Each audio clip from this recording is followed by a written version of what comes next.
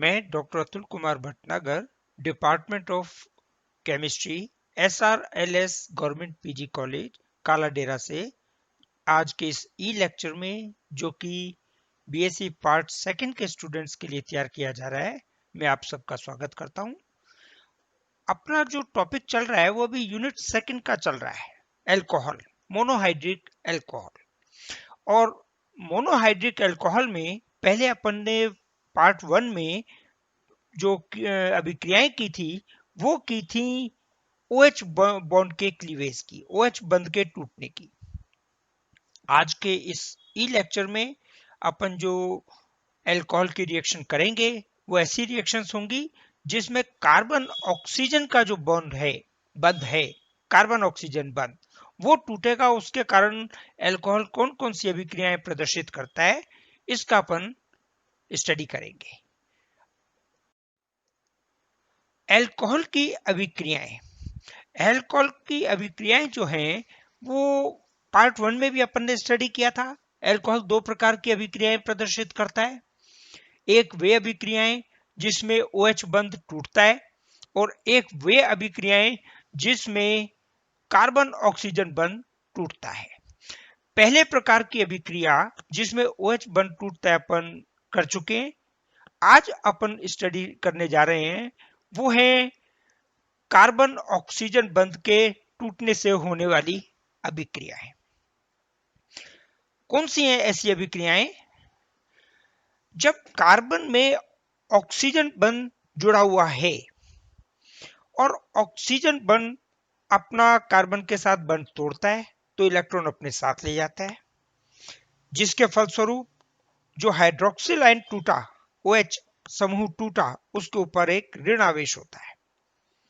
लेकिन कार्बन का एक इलेक्ट्रॉन जो ऑक्सीजन के साथ चला गया है, जिसके कारण कार्बन परमाणु के ऊपर एक धन आवेश आ जाएगा, और इस धन आवेशित आयन को जो क्रियाकारी मिश्रण में बनेगा उसे अपन कहते हैं कार्बोकैटायन। कार्बोकैटायन क्या चीज है? अभिक्रिया के दौरान कोई भी ऐसा मध्यवर्ती आयन बने जिसमें मध्यवर्ती कार्बन परमाणु के ऊपर एक धन आवेश हो, वो कार्बोकैटायन कहलाता है। अब अम्लीय माध्यम में जब अभिक्रियाएं कराई जाती हैं, उस अवस्था में OH समूह का निष्कासन बड़ा आसान हो जाता है, और अम्लीय समूह या अम्लीय माध्यम की उपस्थिति में नाभिक स्नेही प्रतिस्थापनीय अभिक्रियाएं, न्यूक्लियोफिलिक सब्स्टिट्यूशन रिएक्शन, ये संपन्न होती है। ये यौगिक दोनों प्रकार की रिएक्शन शो करते हैं, SN1 और SN2। वो डिपेंड करता है कि मध्यवर्ती कैटायन कौन सा बन रहा है और क्या परिस्थिति है। कार्बोकैटायन जो बनते हैं वो तीन प्रकार के बनते हैं। जब नॉर्मल कार्बन चेन होती है, उस परिस्थिति में बनने वाला कार्बोकैटायन जो है वो कार्बोकैटायन प्राथमिक कार्बोकैटायन कहलाता है।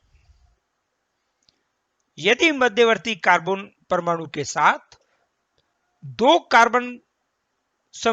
एल्काइल समूह जुड़े हुए हैं तो बनने वाला कार्बोकैटायन कौन सा कहलाएगा? द्वितीयक।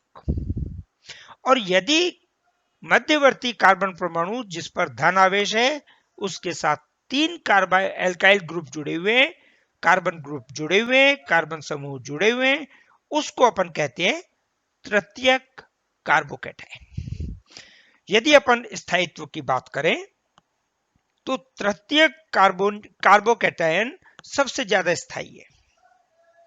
उसके कंपैरिजन में उससे कम स्थायी द्वितीयक कार्बोकैटायन है, और सबसे कम स्थायी प्राथमिक कार्बोकैटायन होता है। यदि किसी अभिक्रिया के दौरान प्राथमिक कार्बोकैटायन बना और उसे पुनर्विन्यास या रीअरेंजमेंट के कारण द्वितीयक कार्बोकैटायन में बदलने की मौका मिलता है तो वो द्वितीयक कार्बोकैटायन में परिवर्तित होगा, क्योंकि द्वितीयक कार्बोकैटायन की का स्थायित्व प्राथमिक कार्बोकैटायन के स्थायित्व से अधिक है।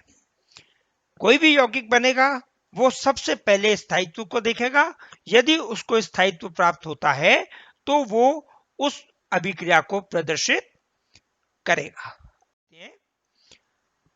हाइड्रोजन हैलाइड की यदि अल्कोहल के साथ अभिक्रिया करवाई जाए,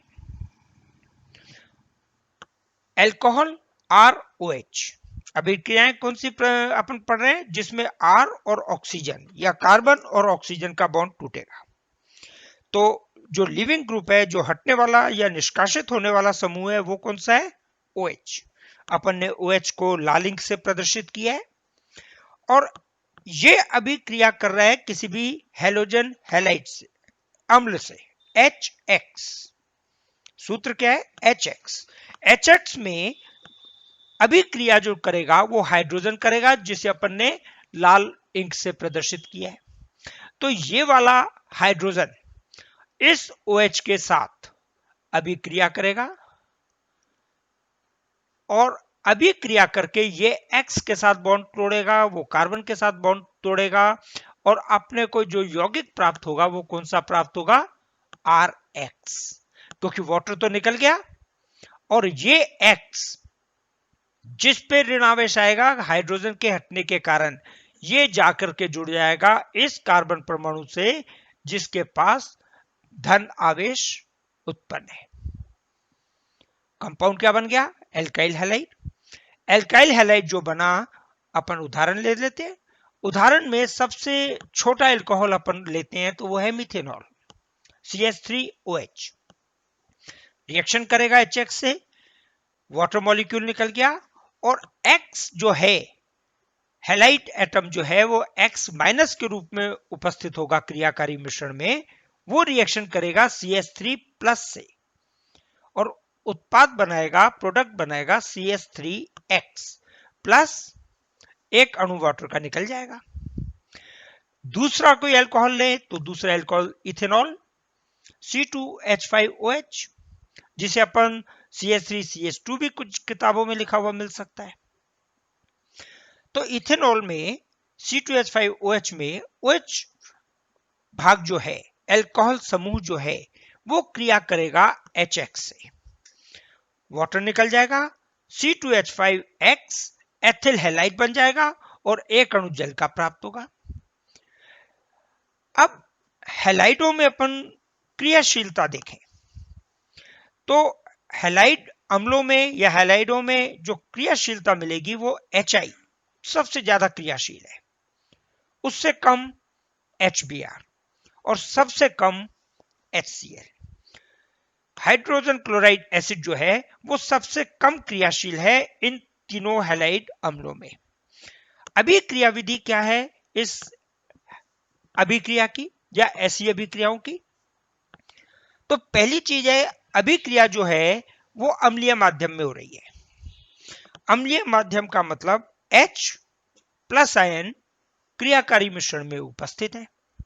ये H क्रियाकारी, ये H पॉजिटिव आयन क्रियाकारी मिश्रण में सबसे पहले अटैक करेगा इस ऑक्सीजन परमाणु पे और इस ऑक्सीजन परमाणु पे अटैक करने के कारण इसको बॉन्ड बना लेगा ऑक्सीजन से। हाइड्रोजन का जो धन आयन है, धन आवेश है, वो ऑक्सीजन के पास स्थानांतरित हो जाएगा। वो किस लिए? कि जो ऑक्सीजन के पास एक इलेक्ट्रॉन पेयर है, लोन पेयर ऑफ इलेक्ट्रॉन, उसका उपयोग ऑक्सीजन हाइड्रोजन के साथ बंध बनाने में करता है। तो ये बंध बनता है। ऑक्सीजन के कितने बंध बन गए? 1, 2 और 3। ऑक्सीजन मैक्सिमम 2 वैलेंसी रखता है, तो ऑक्सीजन के ऊपर एक इलेक्ट्रॉन कम हो जाने के कारण धन आवेश आ जाएगा और ये प्रोटोनेटेड वाटर के रूप में हो गया, प्रोटोनेटेड अल्कोहल के रूप में ये कंपाउंड अपने को मिल गया। ये ऑक्सीजन के साथ जो बंध है, ऑक्सीजन के साथ एल्काइल ग्रुप का, ये बॉन्ड टूट जाता है और पॉजिटिव चार्ज जो है, धन आवेश, वो इस कार्बन परमाणु के पास चला जाएगा। वो किस लिए? क्योंकि ये इलेक्ट्रॉन युग्म जो है, बंद इलेक्ट्रॉन युग्म, वो ऑक्सीजन के पास जाएगा। तो कार्बन का एक इलेक्ट्रॉन कम हो गया, तो कार्बन में मध्यवर्ती जो कार्बन परमाणु है एल्काइल ग्रुप का, उसके ऊपर आवेश आ गया, और इसी को अपन क्या कहते हैं, कार्बोकैटायन। ये कार्बोकैटायन क्रियाकारी मिश्रण में उपस्थित हैलोजन आयन X माइनस के साथ रिएक्शन करेगा और उत्पाद बना देगा RH। तो अभिक्रिया में आप देखें, अल्कोहल की रिएक्शन हुई, HX से रिएक्शन हुई, वाटर यहां पे निकल गया और RH यहां पे बन गया। तो ये अभिक्रिया इस क्रियाविधि के द्वारा पूर्ण होती है। अब अपन बात करें तृतीयक अल्कोहल, द्वितीयक अल्कोहल और प्राथमिक अल्कोहल की। कार्बोकैटायन अपन ने कहा 3 प्रकार के हैं, प्राथमिक, द्वितीयक, तृतीयक। तो प्राथमिक कार्बोकैटायन से जो अल्कोहल प्राप्त होगा वो प्राथमिक अल्कोहल होगा। द्वितीयक कार्बोकैटायन से द्वितीयक अल्कोहल बनेगा, और तृतीयक या टर्शरी कार्बोकैटायन से तृतीयक अल्कोहल अपने को प्राप्त होता है। यदि इन अल्कोहल की प्राइमरी, सेकेंडरी और टर्शरी जो अल्कोहल प्राप्त होते हैं उनकी रिएक्टिविटी देखें, तो रिएक्टिविटी टर्शरी सबसे तेज रिएक्शन करता है, सेकेंडरी उससे कम तेज रिएक्शन करता है, और प्राथमिक इन तीनों में सबसे कम तेजी के साथ अभिक्रियाएं करता है। तो अपन सबसे पहले लेंगे टर्शरी की रिएक्शन। 4 कार्बन परमाणु का ब्यूटेनॉल है, और कम से कम टर्शरी में 4 कार्बन होने चाहिए, एक मध्यवर्ती कार्बन और 3 एल्काइल ग्रुप या 3 मिथाइल ग्रुप। तो सबसे छोटा जो टर्शरी अल्कोहल बनेगा वो बनेगा टर्शरी ब्यूटेनॉल। जब टर्शरी ब्यूटेनॉल की रिएक्शन अम्ल HCl से कराएं, टर्शरी ब्यूटेनॉल देखो सबसे तेज क्रियाशील है और HCl हैलाइड अम्लों में सबसे कमजोर है, सबसे धीमे रिएक्शन करता है। जब टर्शरी ब्यूटेनॉल की अभिक्रिया HCl से कराते हैं तो ये अभिक्रिया रूम टेम्परेचर पे हो जाती है। HCl टूटता है H आयन और Cl आयन में, H आयन जुड़ता है OH के ऑक्सीजन से और एक वाटर मॉलिक्यूल अलग हो जाता है, टर्शरी कार्बोकैटायन बनता है जो रिएक्शन करता है Cl से, और टर्शरी हैलाइड आपको यौगिक प्राप्त होता है। अब अपन बात करें प्राइमरी की, जो कि अपन कहते हैं सबसे धीमे रिएक्शन करता है। तो एन ब्यूटेनॉल, 4 कार्बन परमाणु का ब्यूटेनॉल 4 कार्बन परमाणु होते हैं, और अपन ने ऊपर टर्शरी ब्यूटेनॉल लिया है तो इसी का कॉरस्पॉन्डिंग नॉर्मल अल्कोहल ले रहे हैं, एन ब्यूटेनॉल।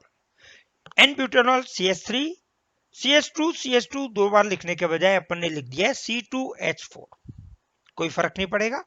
तो CH3 CH2 या C2H4, और लास्ट में चौथा CH2। चौथे CH2 के साथ OH ग्रुप जुड़ा हुआ है, HX के साथ रिएक्शन होती है, और ये रिएक्शन गर्म करने पे होती है जिंक क्लोराइड की उपस्थिति में, और अपने को यौगिक मिलता है butane halide, n butyl chloride. या चौथे कार्बन पे क्या जुड़ गया, X, और वाटर का एक अणु इसमें से निकल जाएगा। ये रिएक्शन हुई नॉर्मल ब्यूटेनॉल। हैलाइडों के अलावा कई ऐसे यौगिक हैं जैसे थायोनाइल क्लोराइड, PCl5, PBr3। ये कई ऐसे यौगिक हैं जिनके द्वारा भी अपन अल्कोहल का हैलोजिनेशन कर सकते हैं। उदाहरण के लिए अपन कंपाउंड लें SOCl2, thionyl chloride. Thionyl chloride में अपन ने SOCl2 का SO यूनिट को लाल इंक से दर्शा रहे हैं, जबकि अल्कोहल के ऑक्सीजन को दिखा रहे हैं। तो अल्कोहल का ऑक्सीजन और थायोनाइल क्लोराइड का SO, ये वाला SO और ये ऑक्सीजन, ये मिलकर के एक अणु SO2 सल्फर डाइऑक्साइड गैस का निकाल देते हैं। अल्कोहल में से R पॉजिटिव की फॉर्म में कार्बोकैटायन के रूप में अलग हो जाता है, H विलेन में होता है क्रियाकारी मिश्रण में, ये H प्लस एक Cl माइनस के साथ क्रिया करके एक अणु HCl का बना देता है। ये HCl का अणु निकल गया। क्रियाकारी मिश्रण में बचता है R प्लस कार्बोकैटायन और एक Cl माइनस, जो मिलकर के RCl उत्पाद को बना देता है। अब अपन इसके एग्जाम्पल देखते हैं। एग्जाम्पल में इथेनॉल की रिएक्शन SOCl2 थायोनाइल क्लोराइड से कराते हैं। रिएक्शन बिल्कुल ऊपर की भांति होगी। क्रियाकारी मिश्रण में अल्कोहल का OH अलग होगा, ऑक्सीजन SO के साथ मिलकर SO2 निकाल देगा, HCl निकाल देगा, बचेगा क्या? कार्बोकैटायन और एक chloride ion. Carbocation chloride ion के साथ रिएक्शन करेगा और एक अणु एथिल क्लोराइड का उत्पाद के रूप में बनाएगा। अभी क्रिया की क्रियाविधि किस प्रकार से होगी कि जब अल्कोहल रिएक्शन करेगा थायोनाइल क्लोराइड से, तो एक अल्कोहल का OH का हाइड्रोजन थायोनाइल क्लोराइड के एक Cl के साथ क्रिया करेगा और एक अणु HCl का निकाल देगा। ये HCl निकल गया माइनस। ये सल्फर, थायोनाइल क्लोराइड का सल्फर, ये जाकर के अल्कोहल के ऑक्सीजन के साथ जुड़ जाएगा और बंध बना लेगा, OS डबल बॉन्ड OCl। क्या चीज बनी अपने पास? मध्य आयन क्या बना? CH3 CH2O S double bond OCl। ये मध्यवर्ती यौगिक बना। इस यौगिक में से ये SO और ये वाला ऑक्सीजन, ये मिलकर के एक अणु SO2 का बाहर निकाल देंगे। गैस SO2 गैस निकल जाएगी। CH3 CH2, इसमें मध्यवर्ती कार्बन परमाणु जिससे ऑक्सीजन जुड़ा हुआ था वो बॉन्ड टूट गया है, जिसके फलस्वरूप कार्बन के ऊपर पॉजिटिव चार्ज आ गया। तो CH3 CH और ये positive charge plus Cl minus, थायोनाइड का क्लोराइड जो था वो क्लोराइड आयन के रूप में आ गया। तो ये क्लोराइड आयन अब जो रिएक्शन करेगा वो इस कार्बन परमाणु के साथ करेगा, इसके साथ बंध बनाएगा, CH3 CH और ये Cl, एथिल क्लोराइड। इस प्रकार ये रिएक्शन मैकेनिज्म पूरा होगा और एक यूनिट एथिल क्लोराइड की प्राप्त होगी। हाइड्रोजन हैलाइड के साथ रिएक्शन देख ली, थायोनाइल क्लोराइड के साथ रिएक्शन देख ली। अब यदि अल्कोहल की रिएक्शन फास्फोरस हैलाइड के साथ की जाए, फास्फोरस हैलाइड में PCl5, तो एक अणु इथेनॉल का ये रिएक्शन करता है PCl5 के एक अणु से। ये वाला बॉन्ड टूटता है इथेनॉल का, कार्बन ऑक्सीजन, इस C2H5 यूनिट जिसको अपन CH3 CH2 लिख सकते हैं, उसके कार्बन से एक क्लोरीन जुड़ जाता है PCl5 में से निकल के, यौगिक बनता है ethyl chloride CH3 CH2 Cl। PCl5 का एक Cl हाइड्रोजन के साथ जुड़ करके बना देता है HCl। अब क्या बचा? P और 3 क्लोरीन, इसके बीच में ऑक्सीजन जुड़ता है और POCl3 का एक अणु अपने को प्राप्त होता है। ये तो इथेनॉल की रिएक्शन है PCl5 के साथ।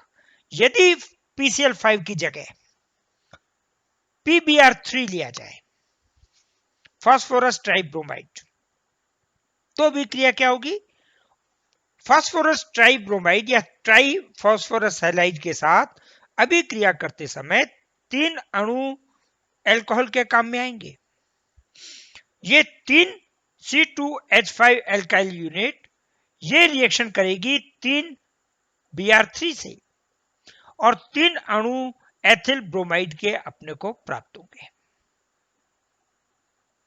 अब अपने पास क्या बचा? 3H, 3O और एक P।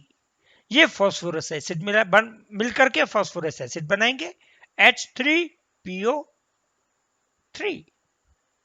तो क्लोराइड और ब्रोमाइड की अपन ने रिएक्शन देखी उनके फास्फोरस हैलाइडों के साथ। लेकिन जब अपन बात करते हैं आयोडाइड की, तो आयोडाइड बहुत ज्यादा क्रियाशील है। ये PCl5 या PBr3 के रूप में रिएक्शन नहीं कर पाता, इसलिए अपन क्रियाकारी मिश्रण में रेड फास्फोरस और आयोडीन की क्रिस्टल्स ये डालते हैं। वहां फास्फोरस आयोडीन के साथ क्रिया करता है, Pi3 बनाता है, क्योंकि Pi3 बड़ी जल्दी टूट जाता है और HI को तोड़कर OH को तोड़कर आयोडाइड एल्काइल के ग्रुप के साथ जुड़ जाता है। C2H5OH अपन ने लिया, रेड फास्फोरस प्लस आयोडीन के साथ अभिक्रिया कराई, उत्पाद के रूप में क्या बना अपने को? Ethyl iodide. इसके साथ जो हैलाइड की रिएक्शंस हैं वो कंप्लीट हो जाती हैं। अब अपन इसके आगे रिएक्शन देखते हैं।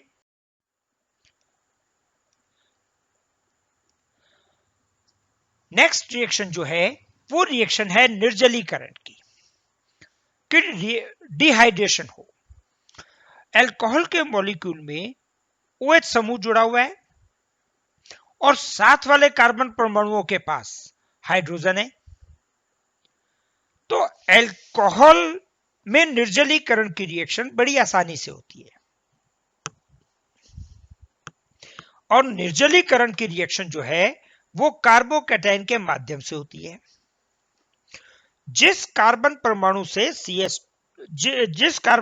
से OH समूह जुड़ा हुआ है वो CH2 वाला कार्बन अल्फा कार्बन कहलाता है और उसके आगे वाला कार्बन परमाणु बीटा कार्बन कहलाता है।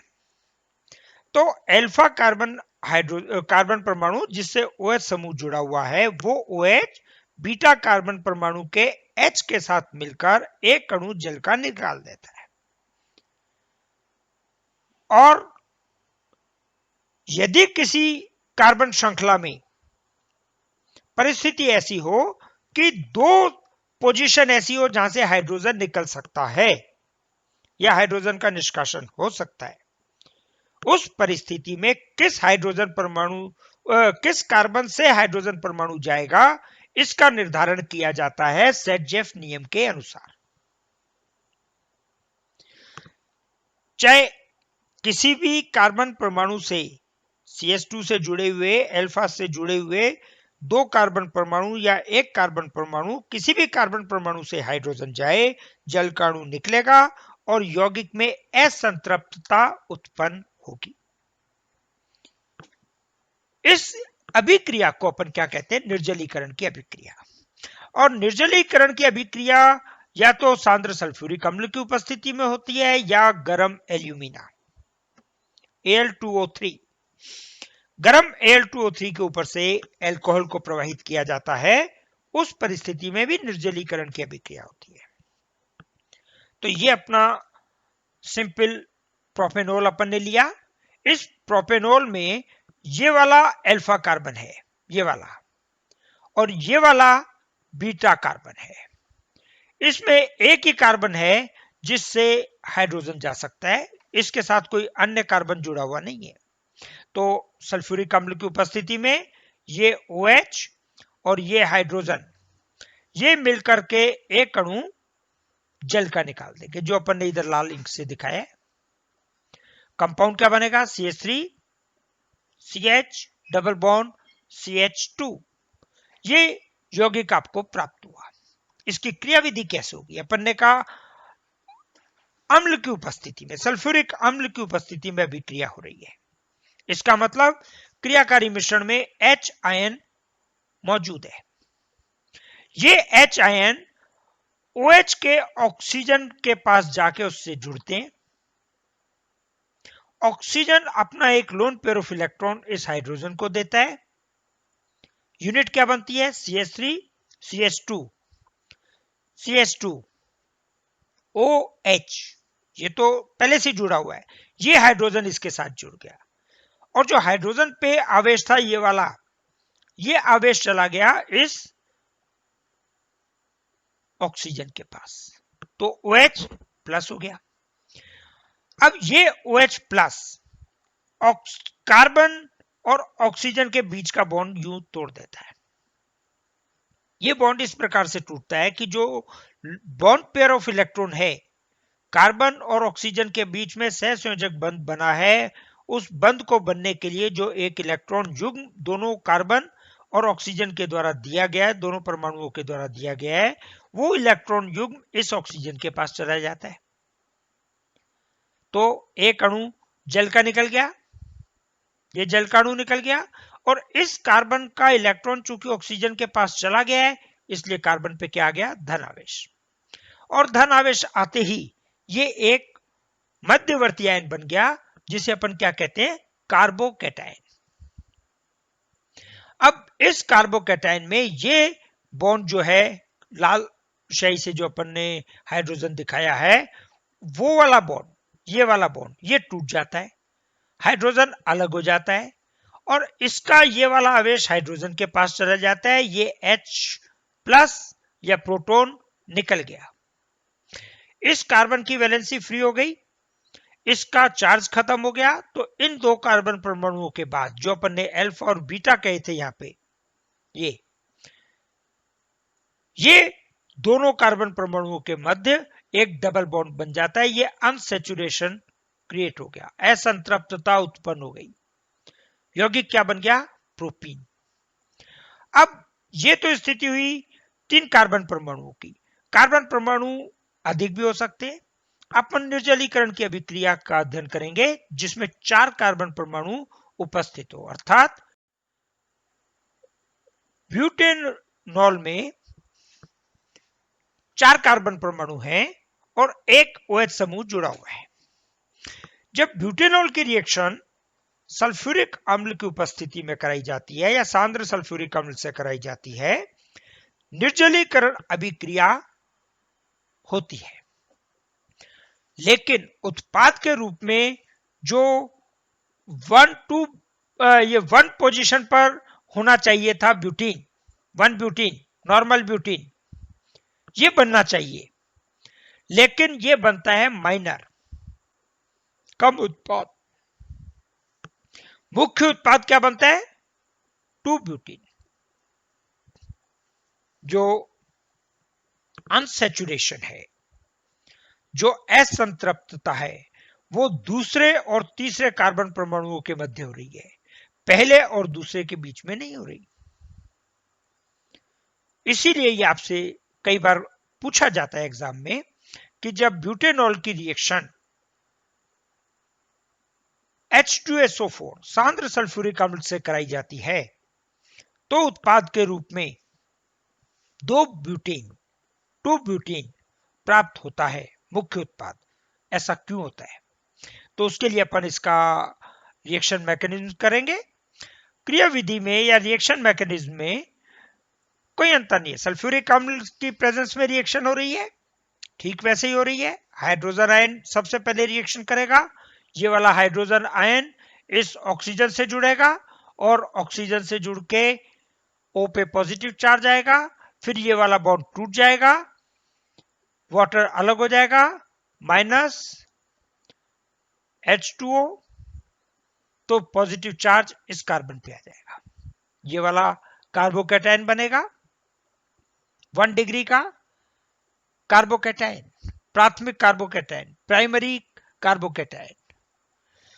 यहीं पे जो परिवर्तन होना है वो यही होगा। और क्या परिवर्तन होगा?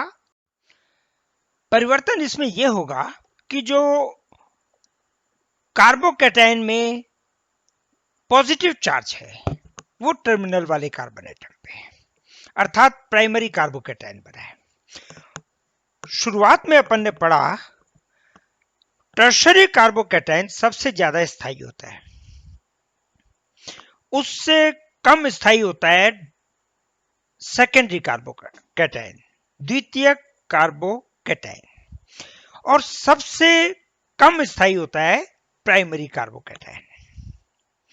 कभी भी अभिक्रिया में यौगिक बनते समय, मध्यवर्ती आयन बनते समय वो आयन या वो यौगिक बनता है जिसका स्थायित्व अधिक होता है।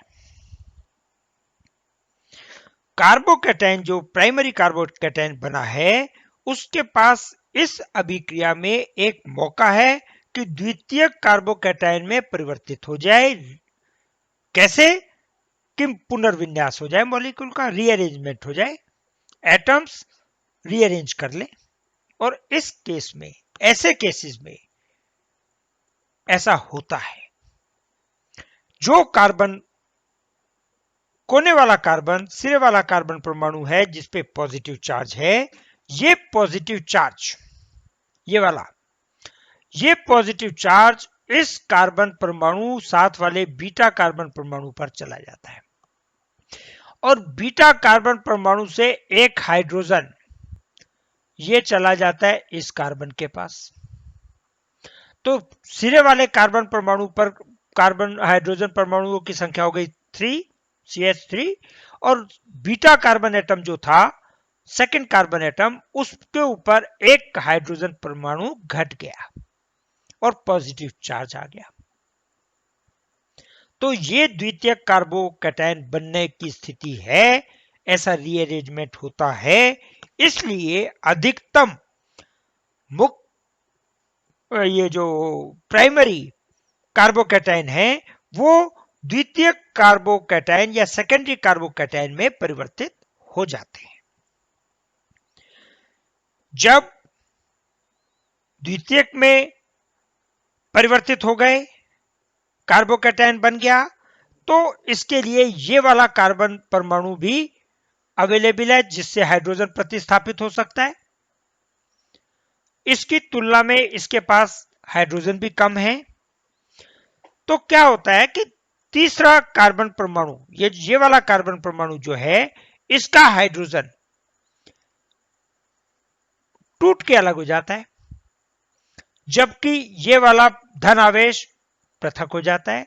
इस कार्बन परमाणु की एक वैलेंसी फ्री हो गई, इस कार्बन परमाणु की एक वैलेंसी फ्री हो गई। ऐसी परिस्थिति में डबल बॉन्ड जो है दूसरे और तीसरे कार्बन परमाणु के मध्य आ जाता है, जो कि क्या प्राप्त होता है? 2 ब्यूटीन। और इसको अपन शब्दों में कहें तो यही शब्दों में प्राइमरी कार्बोकैटायन की तुलना में सेकेंडरी कार्बोकैटायन अधिक स्थायी है, जिसके कारण एन ब्यूटीन नहीं प्राप्त होता, 1 ब्यूटीन प्राप्त नहीं होता। उत्पाद मुख्य रूप से जो प्राप्त होता है वो 2 ब्यूटीन है। 2 ब्यूटीन उत्पाद अपने को प्राप्त होता है।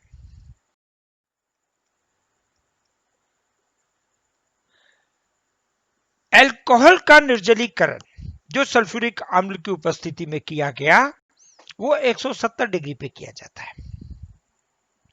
यदि सल्फ्यूरिक अम्ल की उपस्थिति में यही निर्जलीकरण कम ताप अर्थात 140 डिग्री सेंटीग्रेड ताप पर किया जाए तो एल्कीन प्राप्त नहीं होता। उस अवस्था में जो यौगिक प्राप्त होता है वो है ईथर।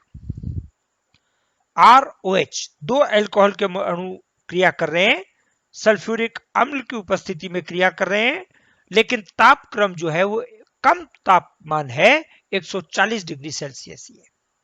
ऐसी परिस्थिति में एक अल्कोहल समूह, एक अल्कोहल का OH समूह और दूसरे अल्कोहल का केवल हाइड्रोजन, ये रिएक्शन करते हैं और एक अणु जल का निकाल देते हैं। RO और इस ऑक्सीजन के साथ दूसरे अणु का R एल्काइल समूह जुड़ जाता है, यौगिक बनता है ईथर। ये ईथर यौगिक आपको प्राप्त होता है। ये जो अभिक्रिया है ये SN1 अभिक्रिया या SN1 अभिक्रिया विधि के द्वारा पूर्ण होती है, ऐसा अपन कह सकते हैं। एल्कोहल SN1 से भी रिएक्शन करता है और SN2 क्रियाविधि से भी रिएक्शन करता है। यह निर्भर करता है कि जो एल्कोहल है वो प्राइमरी है, सेकेंडरी है या टर्शरी है। यदि एक स्टेप में अभिक्रिया हो सकती है, दोनों क्रिया कारक एक ही स्टेप में अभिक्रिया कर सकते हैं, जैसे बाइमोलिकुलर न्यूक्लियोफिलिक सब्स्टिट्यूशन रिएक्शन अपन कहते हैं, इसका नाम है अभिक्रिया का।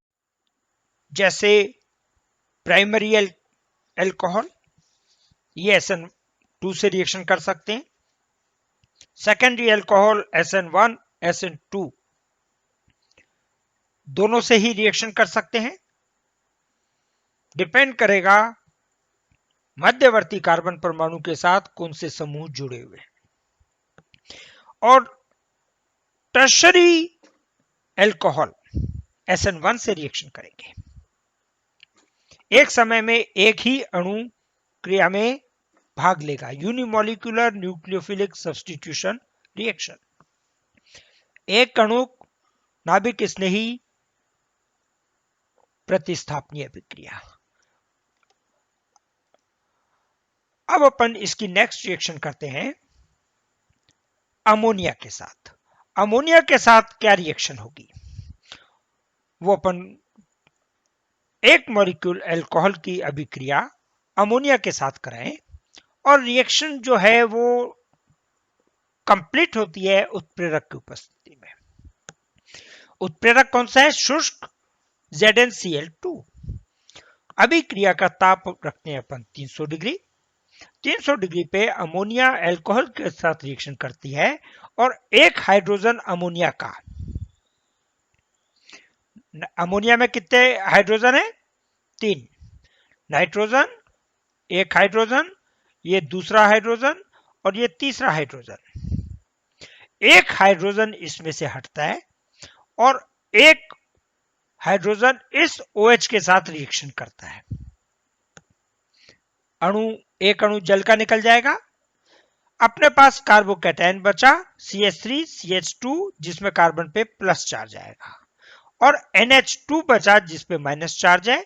ये दोनों आपस में क्रिया करके CH3 CH2 NH2 प्राथमिक अमीन इसका यौगिक बनाते हैं। तो जब भी अमोनिया की अभिक्रिया अल्कोहल से कराते हैं, उत्पाद के रूप में अपने को क्या मिलता है? प्राथमिक अमीन या द्वितीयक अमीन या तृतीयक अमीन, डिपेंड करेगा अल्कोहल कौन सा लिया है। N अल्कोहल लिया है तो प्राइमरी, यदि सेकेंडरी अल्कोहल लिया है उस केस में सेकेंडरी अमाइन, और टर्शरी अल्कोहल लिया है तो टर्शरी अमाइन।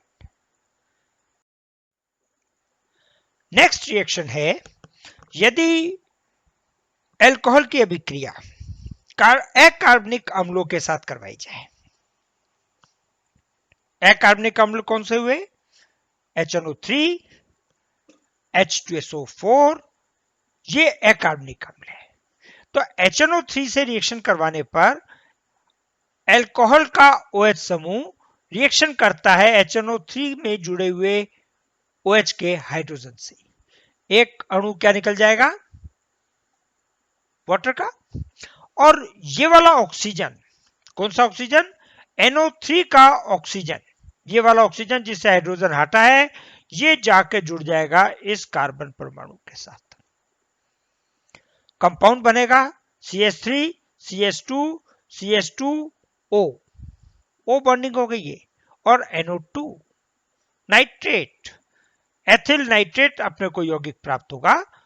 और HNO3 के बजाय यदि अपन एसिड ले लें H2SO4, तो H2SO4 भी उसी प्रकार रिएक्शन करेगा। एक मॉलिक्यूल H और OH मिलकर के जल का निकाल देंगे। CH3 CH2, ये वाला ऑक्सीजन सल्फ्यूरिक एसिड के OH वाला ऑक्सीजन ये कार्बन से जुड़ेगा, CH3 CH2O SO3H। यहां तक रिएक्शन तब है जब अल्कोहल और सल्फ्यूरिक अम्ल की बराबर बराबर मात्रा अभिक्रिया के लिए ली जाए। लेकिन यदि अल्कोहल की मात्रा अधिक कर देते हैं, दुगनी कर देते हैं सल्फ्यूरिक अम्ल की तुलना में, तो ये जो मॉलिक्यूल बना है, यौगिक बना है, अभिक्रिया में वो पुनः अल्कोहल के अणु से रिएक्शन कर जाएगा। कैसे कर जाएगा कि ये SO3H और ये OH मिलकर के एक अणु क्या बना निकाल देंगे, H2SO4। ये CH3 कार्बोनियम आयन जो बना, C पे पॉजिटिव चार्ज है, इधर ऑक्सीजन पे ऋणात्मक चार्ज है, माइनस चार्ज है, ये बॉन्ड टूटा है, तो ये कार्बन जाके जुड़ जाएगा इस ऑक्सीजन से। यौगिक क्या बना, ether, CH3 CH2O CH2 CH3।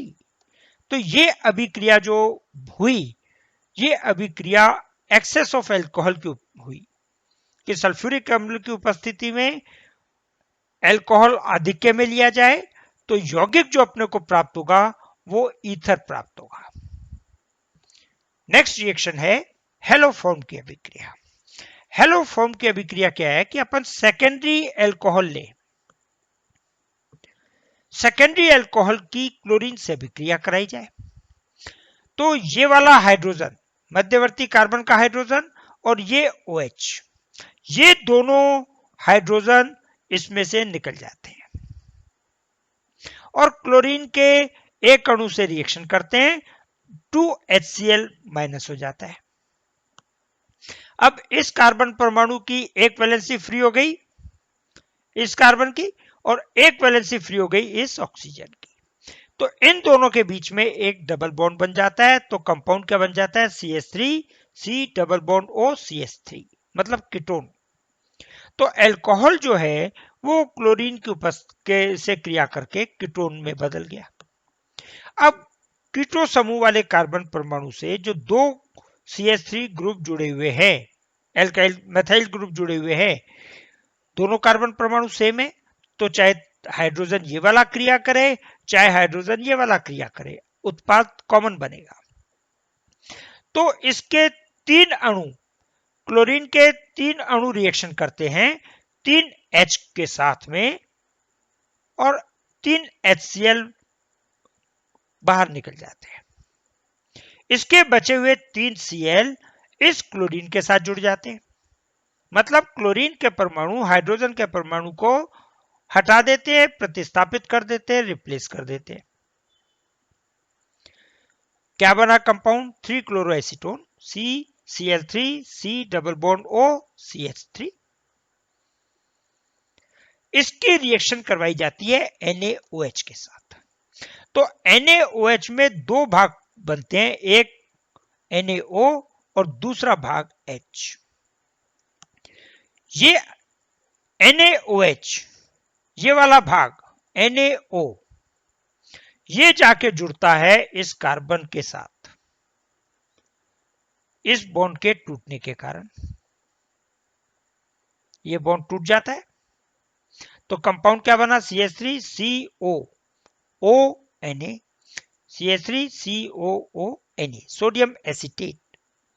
अब इस कार्बन के साथ इस कार्बन का बॉन्ड टूट गया, एक वैलेंसी फ्री हो गई, तो ये वाला हाइड्रोजन ये जाके इस कार्बन के साथ जुड़ जाता है, कंपाउंड बनता है CHCl3 क्लोरोफॉर्म। ये आपकी हेलोफॉर्म की रिएक्शन है। आपसे पूछा जाता है हेलोफॉर्म अभिक्रिया पर टिप्पणी लिखो, यही रिएक्शन लिखनी है आपको। इसके साथ आपका अल्कोहल की दोनों प्रकार की अभिक्रियाएं, OH बॉन्ड टूटने के कारण और कार्बन ऑक्सीजन बॉन्ड टूटने के कारण पूरी हो जाती है। अल्कोहल की, मोनोहाइड्रिक अल्कोहल की अभिक्रियाएं पूर्ण होने के साथ आज का ये आपका वीडियो पूरा हो जाता है। मैं आपसे फिर रिक्वेस्ट करूंगा कि आप चैनल को सब्सक्राइब कर लें, वीडियो अपने पास रखें, लाइक करके अपने पास रखें, जिससे एग्जाम के समय या जब भी आपको पढ़ना हो, देखना हो, तो आप इस वीडियो को ओपन करके पढ़ सकें। ये वीडियो आपके ऐसा नहीं है कि सेकेंड ईयर में ही काम आएगा, थर्ड ईयर के बाद किसी भी कॉम्पिटिटिव एग्जाम में जाएंगे तो इस चैनल के वीडियो आपके काम आएंगे। आप चैनल को सब्सक्राइब करके रखें, जो समय समय पे नए वीडियो जो भी अपलोड हों उनका आपको नोटिफिकेशन मिल जाए और उनको आप डाउनलोड या लाइक करके अपने पास रख सकें। Thank you.